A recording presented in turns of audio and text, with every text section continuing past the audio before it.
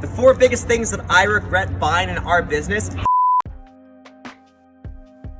So when it comes to business, not all money is well spent. We have made some great investments in different types of marketing and different materials, different equipment over the years that have proved to be very successful with a high return on investment, but we've made some big mistakes. In today's video, I want to jump into the 4 things that we actually regret spending money on in the past several years of business. I want to start about marketing. So when it comes to marketing, yes, you need marketing to grow your business, and there's different things and different factors to take into account that determine a successful marketing campaign. These kind of signs we're not going to be doing again, and here's why. Whenever you do any sort of a marketing campaign, you need to be able to track how many clients you actually got from it and how much you spent on it. The problem with big signs is that people will call in to buy, and you'll ask, hey, how did you hear about us? And honestly, they may have saw a sign, they may have saw a bus bench, or they may have seen several things that really added up, and it's hard to actually track it back to a specific sign. So I don't like advertisements that you can't link to something, like a Google advertisement, for example. I can see that somebody clicked it, and then somebody called me, and I can actually attribute that purchase to that Google. There's a lot of bad advice out there, and unfortunately, you have to be very careful about who and what you listen to.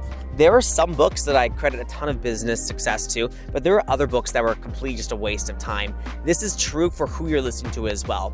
For example, I know plenty of people who had a very successful business, but had a marriage that fell apart. Or I know people who weren't very successful business, but they have a great family. So you have to make sure that you're listening to people for specific things. And just because someone gives you advice, they mean well, they don't mean to do you wrong, but you have to be careful with who you listen to, because not all advice is equal, and there's actually some pretty bad advice out there.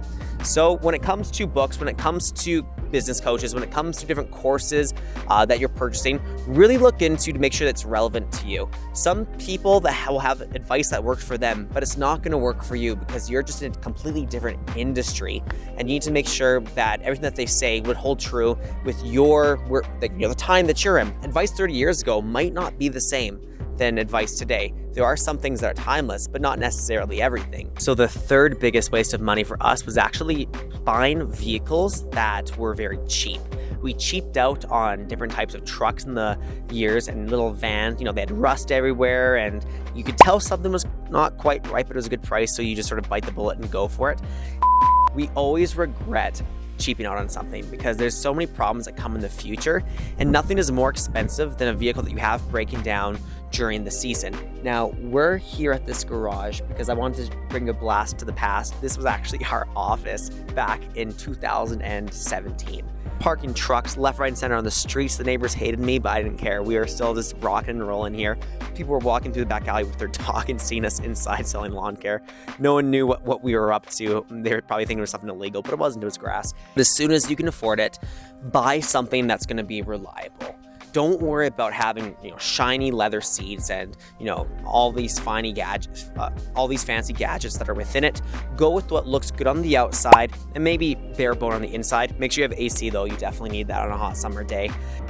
So the fourth thing we regret buying is any piece of equipment that we can't use every single day in our current business. Now, don't get me wrong, I actually quite enjoy this skid steer. I don't regret buying this one in particular, but this is the last standing warrior out of all the crappy equipment we've owned in our life. We've had so much stuff that we purchased for landscaping, so much stuff that we purchased for window washing, all this equipment that honestly, whether you buy it used or you buy it new, whenever you pay $100 for something, over time, you can only really sell it for like $75. So you almost lose like 25% every single time you buy something, because it takes a lot of time to sell stuff on Kijiji and Facebook. You sort of just want to get rid of it at the end of the day. Every now and then you make money on stuff, but what I'm getting at here is that when you purchase a piece of equipment for your business, yes, it is an investment.